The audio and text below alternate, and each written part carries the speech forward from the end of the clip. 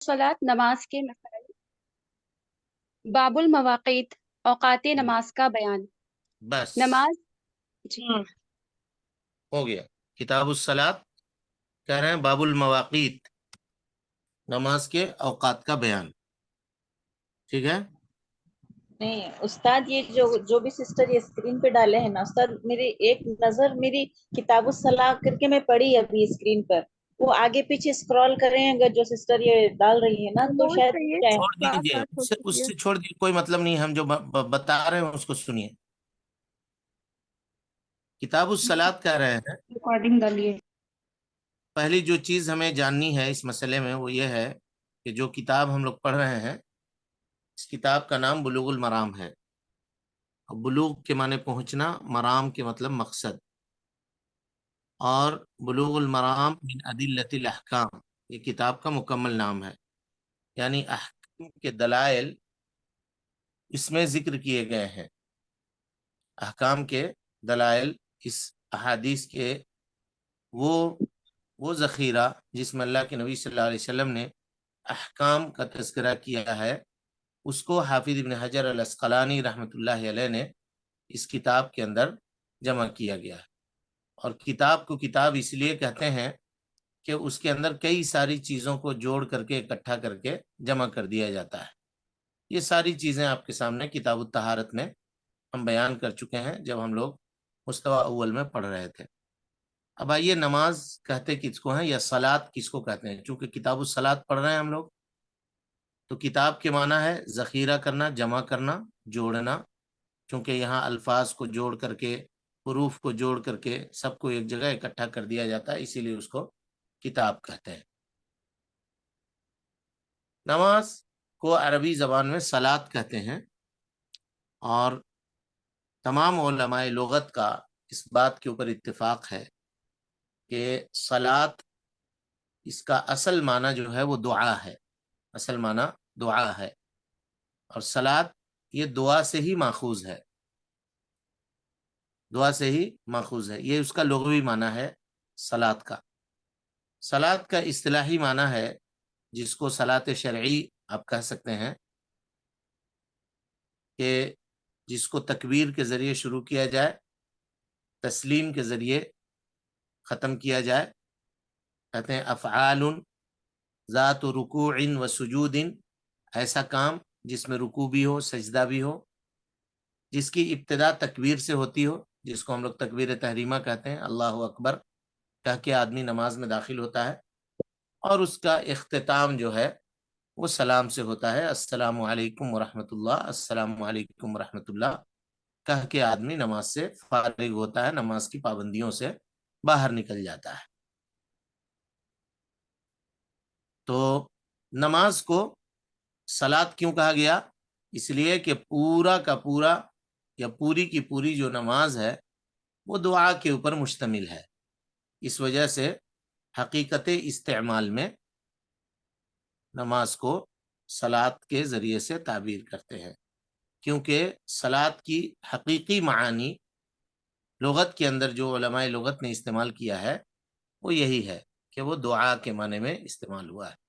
कोई कहे कि फिर नमाज को आप सलात क्यों कहते हैं, तो कहिए कि चूंकि पूरी की पूरी नमाज दुआ के ऊपर ही मुश्तमिल होती है, इस वजह से सलात का इतलाक दुआ के ऊपर किया जाता है, या दुआ का इतलाक सलात के ऊपर किया जाता है। समझ में आ गई बात या नहीं आई? जी उस्ताद, अल्हम्दुलिल्लाह। अब उसके बाद आइए, सलात ये इस्लाम के अरकान में से एक रुकन है। और कितने नंबर का रुकन है जी? दूसरा दूसरा नंबर। पहला रुकन क्या है? कलमा, तौहीद, कलमा, तौहीद, पहला रुकन क्या है? गवाही देना, कलमा पढ़ना, शहादत, ईमान। हाँ, कितना इख्तिलाफ हो गया इतना ही में। पहला रुकन है ला इलाहा इल्लल्लाह मुहम्मदुर रसूलुल्लाह की गवाही देना, है ना? ये गवाही देना ये अव्वल है, रुकन अव्वलीन है। اور اس کے بعد رکن ثانی جو ہے، دوسرے نمبر کا جو رکن ہے وہ کیا ہے؟ صلاۃ ہے، صلاۃ ہے۔ اس کی دلیل ہے حضرت عبداللہ ابن عمر رضی اللہ تعالی عنہما کی روایت ہے صحیحین میں، بخاری اور مسلم میں اور دوسرے مقامات پر بھی، کہ اللہ کے نبی صلی اللہ علیہ وسلم نے فرمایا بنی الاسلام علی خمسین، اسلام کی بنیاد 5 چیزوں کے اوپر ہے۔ سب سے پہلے آپ نے فرمایا شہادت اللہ الہ الا اللہ، شہادت اللہ الہ الا اللہ، سب سے پہلی چیز لا الہ الا اللہ کی گواہی دینا، وَأَنَّ مُحَمَّدًا رسول اللہ، اور اس بات کی گواہی دینا کہ محمد صلی اللہ علیہ وسلم اللہ کے رسول ہیں۔ اور پھر کہا وہ اقام الصلاۃ، نماز قائم کرنا۔ تو پتہ یہ چلا کہ اسلام کے ارکان میں سے دوسرے نمبر پہ نماز کا نمبر آتا ہے، اور اس کے بعد ہے وہ ایتاء الزکوٰۃ، زکوٰۃ دینا، اور رمضان کے روزے رکھنا اور حج کرنا۔ تو پتہ یہ چلا کہ علماء امت کا اس بات کے اوپر اجماع ہے، اور اس کے اوپر کئی دلیلیں ہیں موجود کہ نماز اسلام کے ارکان میں سے دوسرے نمبر کا رکن ہے، اور جان بوجھ کر کے اس کا ترک کرنے والا، چھوڑنے والا، وہ بہت بڑے خطرے میں ہے، بہت بڑے خطرے میں ہے۔ بلکہ اکثر اہل علم جو محققین ہیں وہ کہتے ہیں کہ جان بوجھ کر کے نماز کو ترک کرنے والا اگرچہ اس کے واجب کا وہ اعتراف کرتا ہو، یعنی یہ کہتا ہو کہ نماز ہمارے اوپر واجب تو ہے، لیکن سستی کرتے ہوئے چھوڑ دیتا ہو نماز کو بلا کسی عذر شرعی کے، تو ایسا آدمی کافر ہے، ایسا آدمی کافر ہے، دائرہ اسلام سے خارج ہے، اگرچہ وہ اس کے وجوب کا معترف ہی کیوں نہ ہو۔ وہ کہہ رہا ہو کہ نماز میرے اوپر واجب ہے، لیکن ہم نہیں پڑھتے ہیں، سستی سے نہیں پڑھتے ہیں، چھوڑ دیتے ہیں۔ تو علماء کی ایک جماعت جو محققین علماء ہے وہ یہ کہتی ہے کہ نہیں، ایسا کرنے والا آدمی کافر ہے، دائرہ اسلام سے خارج ہے۔ اور یہی فتویٰ سلف صالحین کا، صحابہ کرام رضوان اللہ علیہم اجمعین کا ہے۔ جمہور کا مسلک یہ ہے کہ جان بوجھ کر کے اگر کوئی آدمی نماز کو چھوڑ دے تو اس کو قتل کر دیا جائے گا، اس کو قتل کر دیا جائے گا۔ کیوں قتل کیا جائے گا؟ یعنی قتل کرنے کی وجہ کیا ہوگی؟ تو بعض علماء کہتے ہیں اس لیے قتل کر دیا جائے گا کہ وہ مرتد ہو گیا، اور مرتد کی سزا کیا ہے؟ قتل کرنا ہے۔ اور بعض لوگ کہتے ہیں کہ نہیں، اس لیے قتل کیا جائے گا کہ نماز جان بوجھ کر کے چھوڑنے کی جو حد ہے، جو سزا ہے اسلامی شریعت کے اندر، وہ یہی ہے کہ اس کو قتل کر دیا جائے، اس کو قتل کر دیا جائے۔ اور بعض علماء کہتے ہیں جو اس سلسلے میں سب سے ہلکی بات ہے وہ یہ ہے کہ اس کو قید کر دیا جائے گا۔ اگر جان بوجھ کر کے نماز کوئی آدمی ترک کرتا ہے، چھوڑتا ہے، تو اس کو قید کر دیا جائے گا یہاں تک کہ وہ نماز پڑھنے لگے، یا نہیں تو پھر مر جائے، یعنی ٹل ڈیتھ، اس کو کیا کہتے ہیں، عمر قید کی سزا اس کو سنائی جائے گی، یا تو میاں نماز پڑھو، یا نہیں تو پھر قید خانے کی زندگی میں مر جاؤ۔ یہ سب سے ہلکی بات ہے جو تارک صلاۃ کے متعلق کہی گئی ہے نا۔ اور معتمد بہی جو قول ہے اس وقت علماء کا، اور اکثر علماء جو محققین ہیں جو یہ فتویٰ دیتے ہیں، وہ یہی کہتے ہیں کہ اس سستی کے زمانے میں جہاں لوگ خیر کے کاموں سے اپنے آپ کو الگ ہٹانے کی کوشش کر رہے ہیں، تو اس میں بلا کسی تعویل کے لوگوں کو یہی کہا جائے کہ اگر جان بوجھ کر کے نماز چھوڑتے ہو، ترک کرتے ہو، تو دائرہ اسلام سے خارج ہو، دائرہ اسلام سے خارج ہو۔ اور صرف یہی نہیں، کفر کے اوپر مرتب ہونے والے جو احکامات ہیں وہ سارے احکام اس کے اوپر صادر ہوں گے۔ جیسے مثال کے طور پہ اٹھا لیجئے کہا کہ اگر شوہر نمازی ہے اور بیوی بے نمازی ہے تو دونوں ایک نکاح میں نہیں رہ سکتے۔ اسی طرح سے اگر بیوی نمازی ہے اور شوہر بے نمازی ہے تو دونوں اکٹھے ایک نکاح میں باقی نہیں رہ سکتے۔ اسی طریقے سے اگر وہ مر جائے بے نمازی تو اس کو غسل نہیں دیا جائے گا، اس کو کفن بھی نہیں دی جائے گی، اس کا نماز جنازہ بھی ادا نہیں کیا جائے گا، اور اس کو مسلمانوں کے قبرستان میں دفن بھی نہیں کیا جائے گا۔ اگر باپ ہے مثال کے طور پر اور بے نمازی ہے والعیاذ باللہ، اور بیٹے اس کے نمازی ہیں، تو ایک دوسرے کے وارث نہیں ہوں گے وہ، یا والد نمازی ہیں اب بیٹا بے نمازی ہے تو والد کے مال میں سے بیٹے کو کچھ بھی نہیں ملے گا، نہ تو وہ وارث بنے گا نہ کسی کو وارث بنائے گا۔ وہ سارے احکام جو کفر کے اوپر مرتب ہونے والے ہیں، تارک صلاۃ کے اوپر وہ ساری چیزیں مرتب ہوں گی۔ محققین علماء یہی کہتے ہیں، نسأل اللہ السلامہ والعافیہ، اللہ رب العالمین سے ہم سلامتی اور عافیت کا سوال کرتے ہیں، اور یہ توفیق طلب کرتے ہیں ہم اپنے لیے بھی اور آپ تمام لوگوں کے لیے بھی، کہ اللہ رب العالمین ہم سب کو نماز کے اوپر قائم و دائم رکھے، مرتے دم تک اس عبادت کے اوپر ہم سب کو باقی رکھے، اور کبھی بھی اللہ رب العالمین جان بوجھ کر کے نماز کو ہم کو تارک یا ترک کرنے والا نہ بنائے۔ اس کے علاوہ کے جو ارکان ہیں جی اسلام کے، زکوٰۃ ہو، حج ہو، روزہ ہو، تو بعض اہل علم نے کہا کہ اگر ان میں سے کسی ایک کا ترک کرنے والا آدمی اگر ترک کرتا ہے تو وہ کافر ہو جائے گا، اور جمہور کہتے ہیں کہ نہیں، وہ بڑے نقصان میں ہے، بڑے خطرے میں ہے نا، بڑے خطرے میں ہے جو آدمی اگر اس طرح سے کرتا ہے تو۔ اور بعض صحابہ کے جو فتوے ہیں وہ ہم نے آپ کے سامنے بیان کر دیا، بتا دیا۔ حج کے متعلق جان بوجھ کر کے ایک آدمی کو حج کی وسعت ہے، طاقت ہے، لیکن جان بوجھ کر کے حج نہیں کر رہا ہے، تو اس کے بارے میں اللہ نے کیا کہا وَمَن كَفَرَ فَإِنَّ اللَّهَ غَنِيٌّ عَنِ الْعَالَمِينَ، جو آدمی کفر کرے اس کے باوجود کہ اس کے پاس استطاعت ہے، طاقت ہے، اور حج نہیں کر رہا ہے، مر گیا، تو وہ آدمی اللہ تعالیٰ کہتا ہے کہ میں اس سے بے نیاز ہوں، اس آدمی سے میں بے نیاز ہوں۔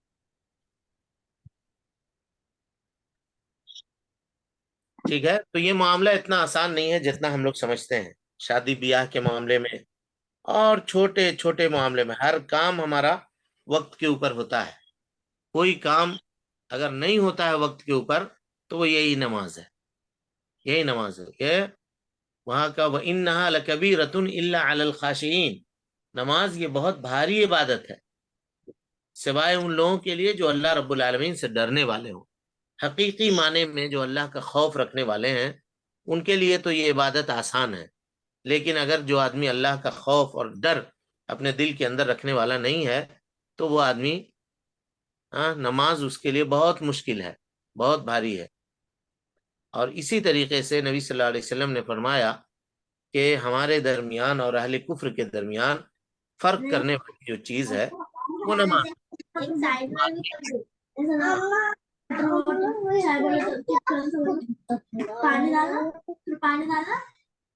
شاہین بیگم،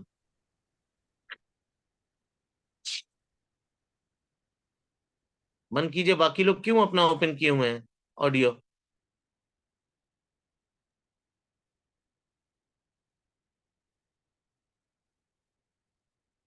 چلیے، اس کے بعد مصنف کہتے ہیں باب المواقیت، باب المواقیت، مواقیت کس کو کہتے ہیں جی؟ واقع کی جمع، مواقع۔ کس کی جمع؟ اوقات وقت کی جمع ہے۔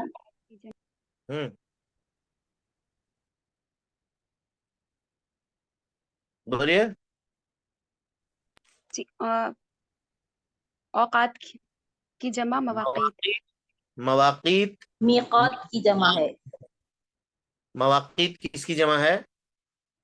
مواقیت میقات میقات کی جمع، میقات اور یہاں پر میقات سے مراد وقت ہے، یعنی وہ وقت جو نماز کے لیے شریعت نے متعین کیا ہے، نماز کے لیے شریعت نے متعین کیا ہے، یعنی نماز جیسی عبادت کے لیے شریعت نے جو وقت ہمارے اور آپ کے لیے متعین کیا ہے اس کا نام کیا ہے؟ میقات، اور اس کی جمع ہے مواقیت، اس کی جمع ہے مواقیت، میقات کی جمع مواقیت ہے۔ اسی طرح سے مواقیت حج آپ لوگوں نے پڑھا ہوگا، مواقیت حج، تو مواقیت حج میں دو چیزیں ہوتی ہیں، میقات زمانی اور میقات مکانی۔ حج کا احرام اگر کوئی آدمی چاہے غیر اشہر حج میں باندھنا تو نہیں باندھ سکتا ہے، انہی دنوں میں حج کا احرام اس کو باندھنا ہوگا جب شریعت نے اس کے لیے متعین کیا ہے۔ بہرحال اسی طریقے سے یہاں پر مراد میقات سے مراد کیا ہے؟ میقات زمانی، مراد ہے, میقات زمانی مراد ہے. ٹھیک ہے, میقات کہتے ہیں وقت کو, اور وقت کا اعتبار کبھی زمانے سے ہوتا ہے جیسا کہ آپ سمجھے, اور کبھی جگہ کے اوپر بھی اس کا اطلاق ہوتا ہے. جیسے کہتے ہیں کہ ہندوستان والوں کا میقات کہاں ہے, عراق والوں کا میقات کہاں ہے. اس طرح سے میقات اس جگہ کو کہتے ہیں جہاں سے حاجی احرام باندھ کر کے یا حج کی نیت کر کے یا عمرے کی نیت کر کے خانہ کعبہ کی طرف بڑھتا ہے, مکۃ المکرمہ کی طرف جاتا ہے. چلیے پہلی حدیث پڑھیے, بسم اللہ.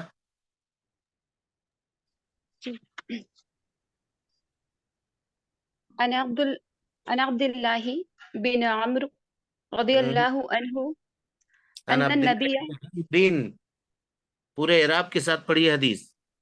جی عن عبد الله بن عمرو رضي الله عنه أن النبي ابن عمرو, ایسا پڑھیے, رضی جی اللہ عنہ. چلیے.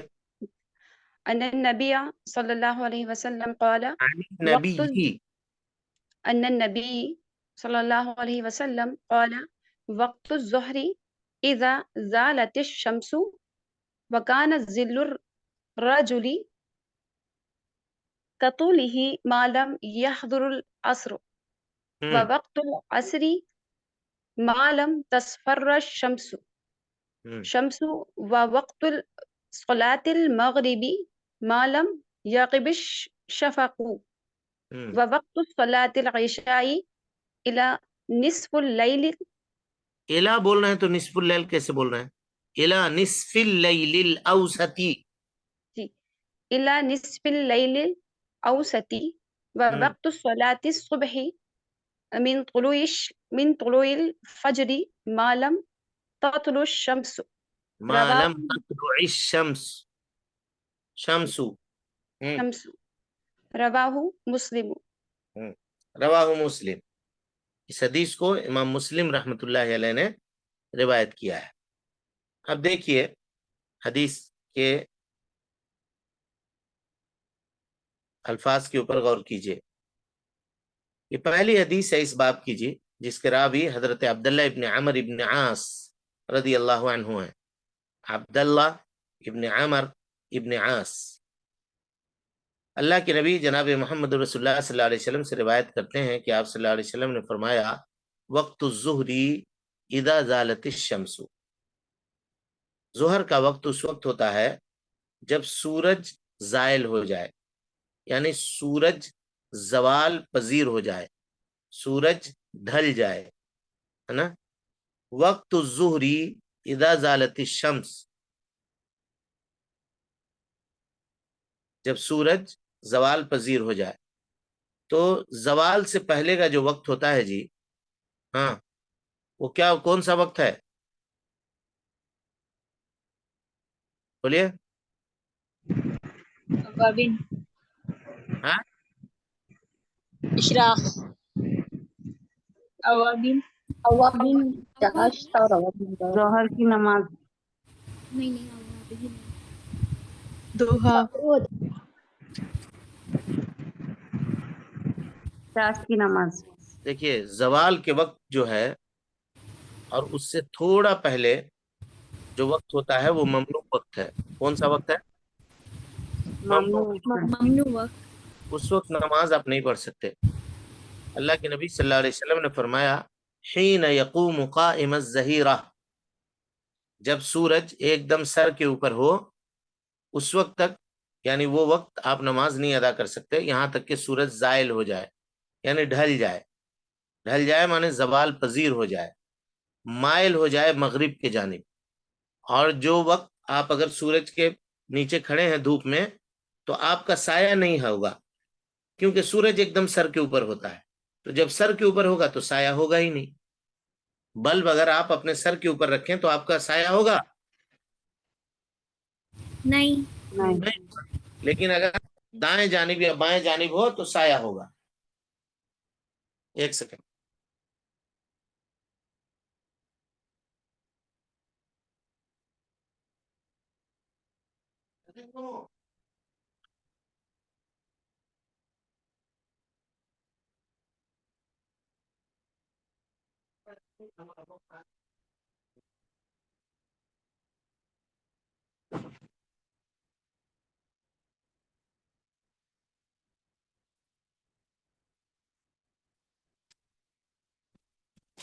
ہاں